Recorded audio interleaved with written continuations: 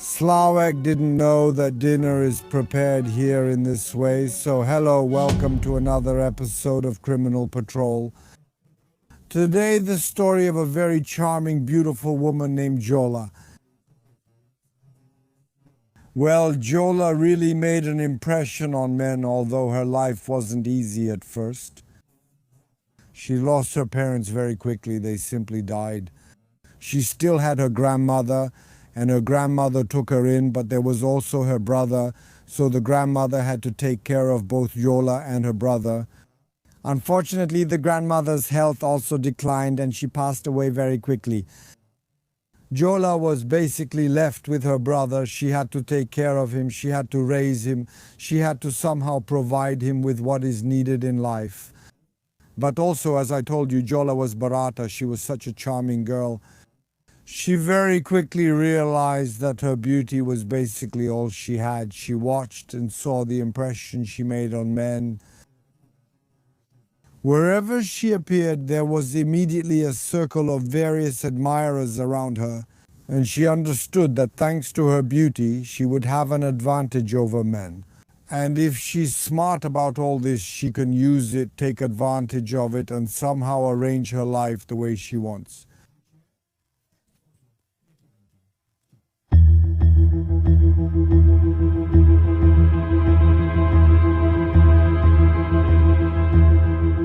And Jola looked with such envy at how well her friends were doing, those who had nice clothes and could go on vacation somewhere. Well, in her case, that was absolutely out of the question. There was only the ordinary prose of life. And as for anything extra, there couldn't even be any thoughts or hopes that it would ever change. But also, Jola used to go to all kinds of parties. She liked the atmosphere of those events. And she also knew that at those parties she could meet someone valuable, someone who, with her looks, well, he would simply be captivated by her, someone who would give himself to her in some way, be her partner, be her protector, and she would just build her life with him. She realized that, I would say quite late as well, because men were very interested in her. But once everything ended up in bed, suddenly that interest was less. And those men would just disappear, one by one. All she was left with was the pregnancy. She actually gave birth to a child. She gave birth to a boy. And then she realized that it couldn't go on like this. That men in everyday life pretend to be interested, but then they leave and aren't really interested in her. Having gone through that pregnancy and giving birth to a son, she decided to find someone truly valuable. She also had a problem with it because, of course, her looks, on one hand, but on the other. The thing was, when men found out she already had a child, suddenly their interest would decrease and they weren't really willing to continue the relationship.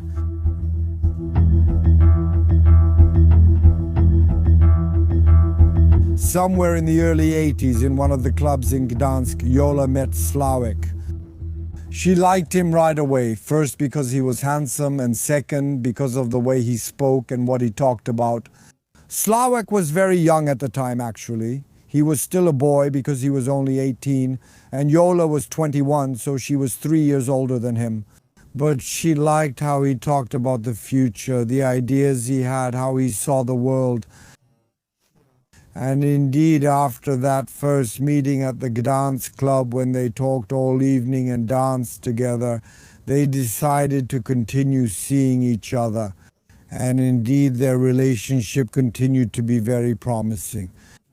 Because Slawek liked her child, he had nothing against the fact that she had a child. He was making plans. He was clearly enchanted by Jola. He liked her very much.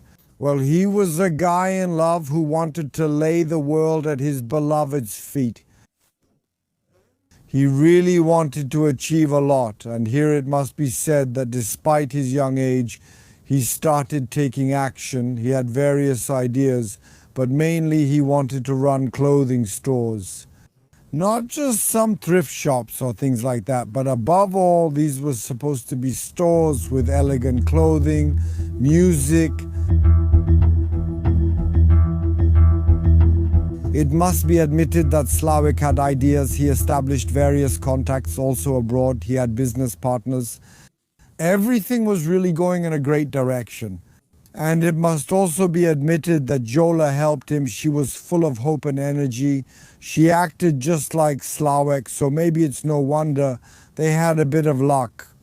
From one store there was a second, then a third, and finally a whole chain of stores with elegant clothing was created. And these stores were very well known in the Tri-City at that time. They really started to do very well. Jola realized that those lean years would never come back, that now she could afford anything, and that's exactly what happened. They replaced those old cars they had, simply bought new ones, bought a grand villa in Sopot, and what's more, they also bought a yacht, which in Polish conditions means that someone is almost fabulously rich. So they were really doing great. I also think that in all of this, the only small issue was that they weren't married, but everything was going well. They were happy together. In this happiness, because Jola also gave birth to 2 children for Slawek, 2 beautiful daughters, and in this happiness, in prosperity, they spent 20 years together.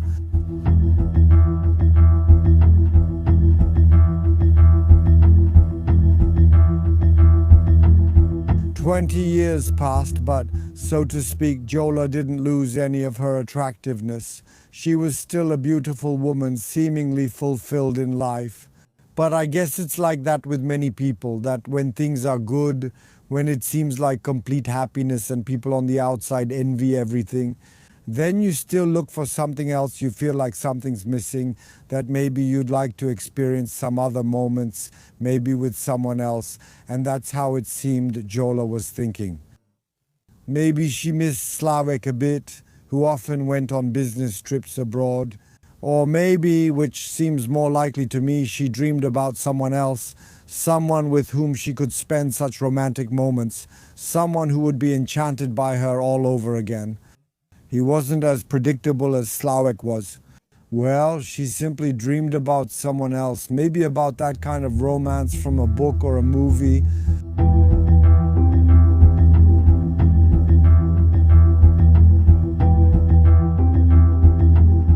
And of course, Jola didn't have to look for long. Very quickly, a candidate for a passionate romance appeared. It was Daniel. Daniel, of course, could be attractive to women, and he was, but he was also exciting, because it was an open secret that he belonged to the Tri-City gang. He was a gangster, and he appeared in various cases handled by the police. It's possible that for Jola this was an extra thrill and what attracted her to Daniel. However, they wanted to keep it completely discreet. It was supposed to be just a simple affair, nothing more. They rented a very secret apartment so that no one would find out. But of course, it's also a somewhat closed environment. Someone who runs this kind of business, who owns a network of stores known throughout the entire Tri-City area. If someone has such distinctive looks, they won't be able to hide for long if they keep showing up in the same place. Because that was the apartment where they used to meet, where they often spent romantic moments and shared passionate experiences. But they were there so often that first one person, then another noticed them showing up there. And pretty quickly word spread around town that Jola was probably cheating on her husband and having an affair. As is usually the case in situations like this information reached Slawek. At first, he didn't want to believe it. He thought it was just people's malicious gossip. Well, he trusted his wife, but after some time, since there was more and more information, and even a specific apartment appeared because those helpful people told him about it. So he decided to set up a kind of ambush to see if it was all true. And indeed, at some point, he organized his own personal ambush. He hid near that apartment, and he almost caught his unfaithful wife with her lover red-handed. He was surprised that it happened, but he had absolutely no intention of forgiving her and decided to break up with Jola.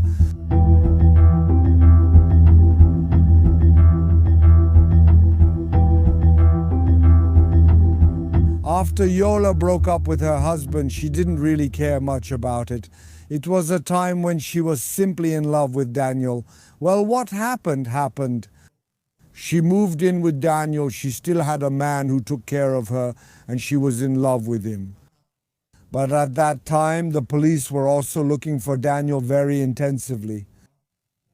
He was suspected of being in a gang, so the police were looking for him, but they didn't know where he was because Daniel kept changing his place of residence. And then someone just sent an anonymous tip to the police station, and someone wrote where the police could find Daniel. And that's exactly what happened.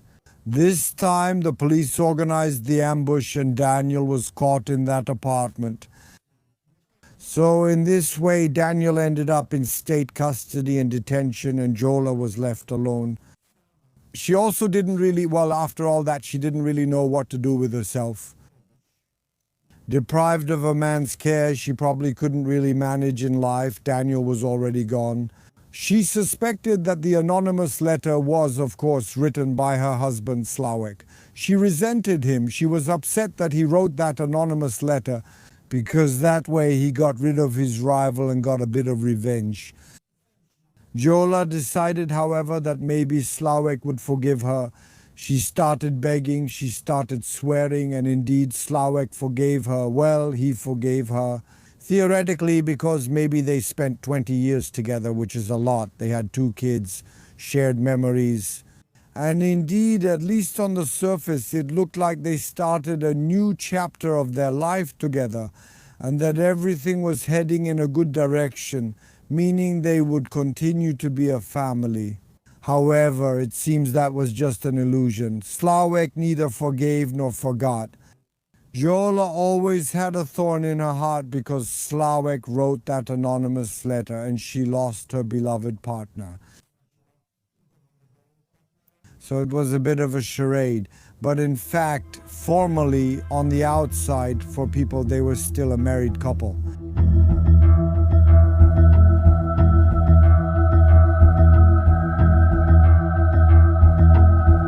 At that time, Jola had a close friend named Basia for many years. During the conversation, she told Basia that in reality, Slawek is a despot, that he doesn't allow her to do many things, that life with him is rather hard, and she wants to somehow solve all of this. Also, she then asked Basia, her friend, if she would help her because she had a certain kind of plan, and Basia, her friend, actually agreed to that plan. It's the year 2001. It's somewhere at the end of February. Jola is shaken. She notifies the police that her husband Slawek has been kidnapped. So it's the year 2001. Do you remember we also did a few episodes about kidnappings back then because it really was an epidemic. Slawek was a well-known businessman from the Tri-City area, rich and wealthy. So it's no wonder that the gang could have set their sights on him. According to Jola's description, they were just sitting in the apartment. At some point, a group of armed, masked bandits burst into the apartment. The husband couldn't defend himself, even though he had several firearms. They dragged him out of the apartment, put him in a car, and drove off somewhere. Then they called her, contacted her a few times, and wanted a few $1,000s for his release. It was possible. That was something that, at the time, I would say was common. Do you remember the Olevnik case? We also did an episode about Julina Baudiga, and people were disappearing back then. Julina still hasn't been found. To be honest, no one knows what happened to her, so it was plausible. Well, the police believed it. For a while, those who kidnapped Slawek were still supposed to make contact, but eventually they stopped.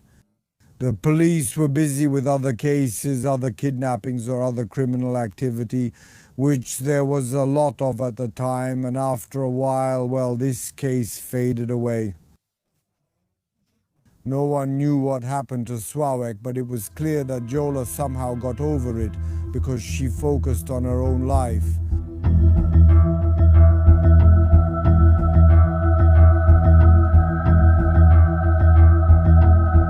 It seems that at that time, Jola had achieved almost everything. Slawek disappeared, but all of his property remained with her. So here, of course, she had no problems when it came to social matters, but she just had that kind of nature that she still needed a man's support. Slawek disappeared, Daniel was in prison. She met Wojtek. Wojtek was handsome, much younger than her, madly in love. He would do anything for her. And then one evening, while they were sitting together, Jola asked Wojtek for a certain kind of favor. When he asked what it was about, she told him that she was asking him to help move the body. But where did the body come from? So going back to the plan I told you about, the one she confided to Basia, the plan was like this, and in fact she carried it out.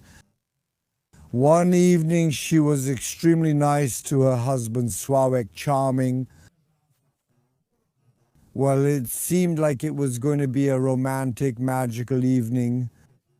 She prepared a delicious dinner, invited Slawek, her husband, to that dinner, while Slawek, he didn't know that the dinner was prepared in such a way that it was spiced with a huge amount of sleeping pills. When he had finished the meal, he fell asleep on the couch. Then Jola went to the closet, brought one of the pistols, put the barrel to his head and pulled the trigger. And it seemed later, after the autopsy, that Slawek didn't die right away, that he suffered for a long time bleeding out. She sat next to him and watched. Maybe even then she was planning that if the truth came out, it would look like Slawek committed suicide. What was Basia's role, the friend? Well, Basia was supposed to rent a garage where she wanted to hide the body. However, both ladies, Jola and Basia, couldn't really handle the body. Therefore, they asked, or rather Jola asked her brother Jacek to help her move the body, and Jacek came to the apartment. She told him a story that Slawek was simply aggressive, that she was defending herself, and that's why the fatal shot happened. Jacek, of course, felt obligated to his sister Basia because when he was little, she took care of him. Maybe he believed her, maybe he didn't, maybe he had no other choice. It seems more like the latter. In any case, Jacek helped his sister move the body. They actually transported the body to that rented garage which Basia had rented, and there he walled up the body. It went on for a while, but Jola, once she met Wojtek, was a bit afraid that one day either Basia would say something, or Jacek would say something, or someone would find the body. Because of that, she decided to get rid of the corpus delicti, meaning the evidence of the crime, which was Slawek's body, and that's why she asked Wojtek to help her move the body.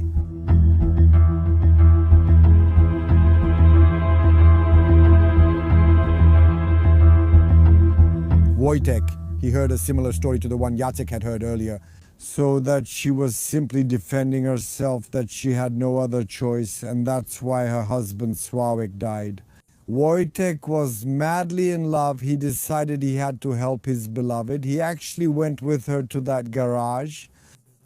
A lot of work, because all that concrete had to be broken up. He got to work, and after many hours, he actually broke up the concrete. He pulled out the body, they wrapped the body in some blanket or sheet, and then they drove with the body to Kashubia. They knew the area, they had been there before. It's near one of the Kashubian villages. They drove into the forest there, dug a hole, or rather Wojtek dug it, threw the body inside, buried it, and then returned to the Tricity. It would seem that the case was closed, that it was almost the perfect crime. However, Jola somehow couldn't go against her nature, because at some point she also left Wojtek, actually left the country altogether, and moved to the United States. And it seemed that she had forgotten about everything, but Wojtek couldn't forget about her. He was still in love. He was disappointed.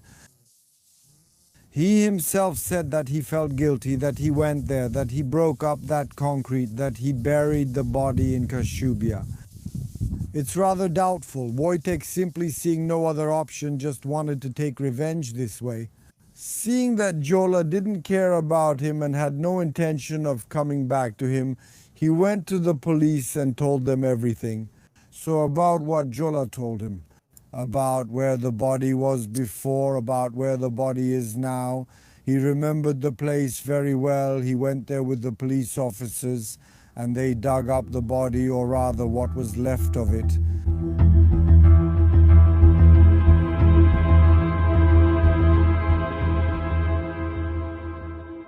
In all of this, Jola was of course so full of herself that she never suspected Wojtek would ever turn her in. She thought she would just leave and her trail would disappear, and she would never have to return to the past. Wojtek, when he told the story in 2006, so you can see from this that 5 years had passed since Slawek's death in 2006. Because the police here in Poland couldn't find Jola, they issued a wanted notice for her. The American police searched for her for 2 years in 2008. The American police officers detained her and the extradition process began. She was indeed brought to Poland. She herself did not admit to anything. But everyone else, meaning Basia, her friend, her brother Jacek, and her lover Wojtek, they all remembered everything about her and told what they knew. Based on that, Jola was sentenced to 25 years in prison. At that time, this case was very high profile. Jola was called a femme fatale, a stunningly beautiful woman who could manipulate men, who wrapped men around her finger. If it weren't for the fact that she trusted herself too much because she left Wojtek, we would probably still believe today that Slawek also became a victim of the Polish mafia. It's not out of the question that Jola will need a man's support again. And that's it for today's episode. Of course, subscribe to our channel and as always, take care.